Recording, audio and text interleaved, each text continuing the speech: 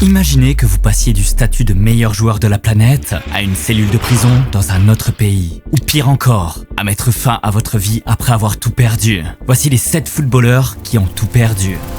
Tout d'abord, le roi de la samba brésilienne a perdu sa couronne et s'est retrouvé derrière les barreaux. Au milieu des années 2000, Ronaldinho était le roi du football. Il a tout fait, des buts, des passes décisives, il avait des qualités de fou et il était même devenu la première personne à franchir la barre des 1 million de vues sur YouTube.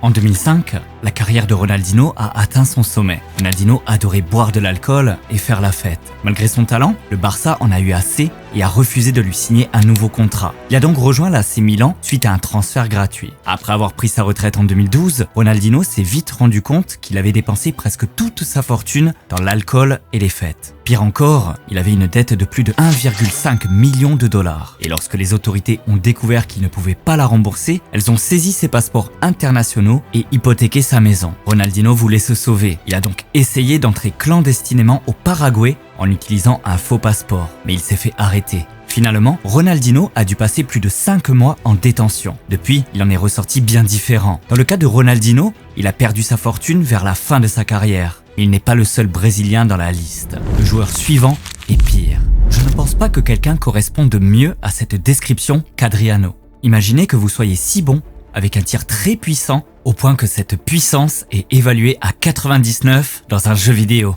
Oui, c'était la réalité d'Adriano. Il était une légende pour tous les enfants et ados qui jouaient à PES 2006. Adriano était l'un des joueurs les plus admirés de sa génération, car ses entraîneurs, tant en club qu'au niveau national, pensaient qu'il pourrait devenir le prochain R9, voire mieux, jusqu'à ce qu'un incident tragique se produise. Cet incident n'a pas seulement ruiné sa carrière, il a presque ruiné sa vie. Son père est mort et Adriano ne s'est jamais remis sur pied. Son père était tout pour lui. Et il l'a perdu. Pendant un moment, le club a cherché à cacher la réalité de la situation de son joueur en prétextant qu'il était blessé. Cependant, la réalité était bien plus grave. Le joueur avait pris beaucoup de poids et passé ses nuits à boire, cherchant à étouffer son chagrin par l'alcool. C'est ce qu'il a révélé dans une interview accordée à Sport Bible en 2018. Il n'y a que moi qui puisse savoir à quel point j'ai souffert. La mort de mon père m'a laissé avec un grand vide. Je ne m'étais jamais senti si seul. Après sa mort, tout a empiré parce que j'avais décidé de m'isoler. J'étais seul en Italie, triste et dépressif.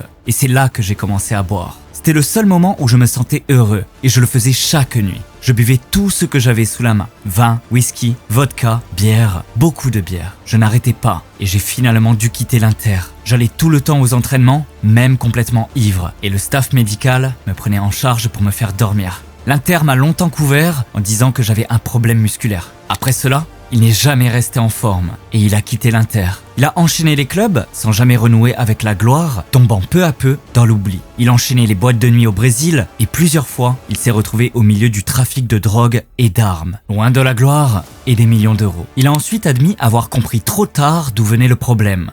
Toujours dans cette interview accordée à Sport Bible, il déclare « J'ai compris d'où venait le problème bien plus tard. Mes amis ne faisaient rien sauf m'emmener en boîte de nuit au milieu des femmes et de l'alcool, sans penser que cela pourrait me nuire. En rentrant au Brésil, j'ai perdu la gloire et l'argent, mais j'ai retrouvé la joie de vivre et la paix. Une fin bien triste pour un joueur très exceptionnel. » Le joueur suivant, adoré par tout un pays, Diego Armando Maradona, n'a plus besoin d'être introduit pour sa carrière de footballeur. Maradona était un roi. Dans certaines régions d'Argentine, il est considéré comme un personnage sacré. Il semblerait que l'amour des fans n'ait pas été aussi fort en Italie que dans son pays natal.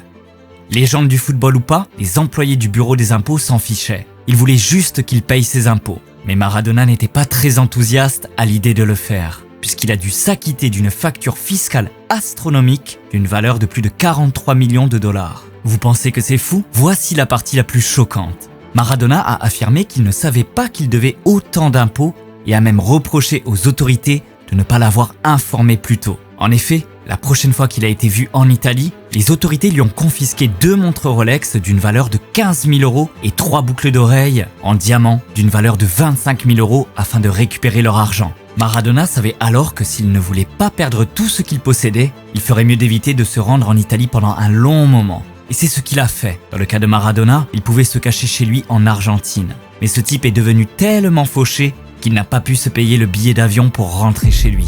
Lorsqu'il a signé à Manchester United, j'ai vraiment cru qu'Eric Djemba était si bon qu'il l'avait nommé 2 fois. À cette époque, Djemba était censé être le successeur du légendaire Roy Keane après le départ de ce dernier. Mais disons que les choses ne se sont pas passées ainsi.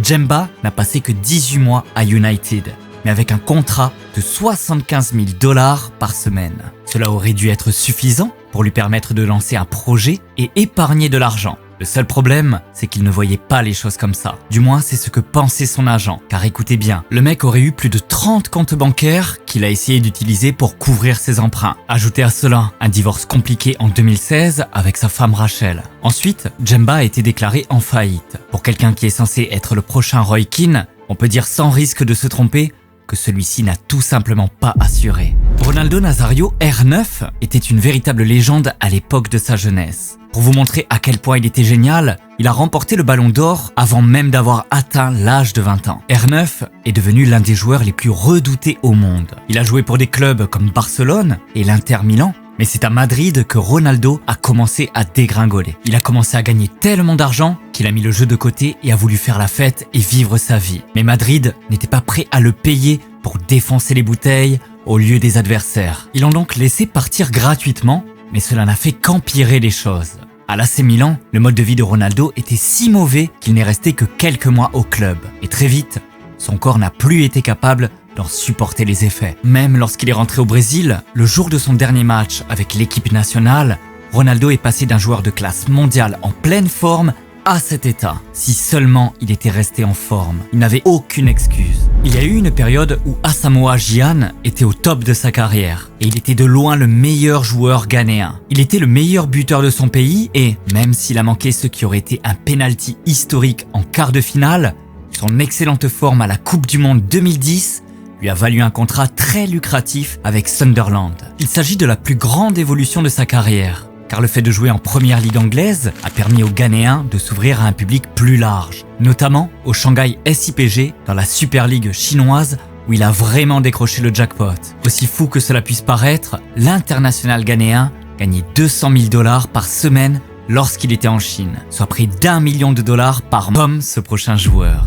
Eboué est un autre footballeur qui a dû faire face à la dure réalité du divorce. Quand je dis qu'il a tout perdu au profit de sa femme, je dis bien tout. Ses supercars, ses maisons et tout l'argent qu'il a gagné en jouant pour Arsenal appartiennent désormais à son ancienne compagne. Mais ce n'est pas tout. Elle lui a enlevé ses enfants et lui a interdit de les voir. C'est assez dur pour un joueur qui était connu pour être le membre le plus drôle de l'équipe des Gunners. Mais la vie d'Eboué, après son divorce, n'a rien eu d'amusant. Car il a eu du mal à trouver du travail. Il a même supplié l'ancienne reine d'Angleterre de lui offrir un emploi de promeneur de chien royal. Juste pour pouvoir gagner sa vie. Mon Dieu, quel malheur! Eboué a toujours eu des idées suicidaires suite à tout ce qu'il a vécu à cause de sa femme. Mais après qu'il a découvert notre chaîne et regardé nos vidéos, il a complètement abandonné ses idées. N'hésitez pas à vous abonner vous aussi et regardez cette vidéo, vous allez adorer.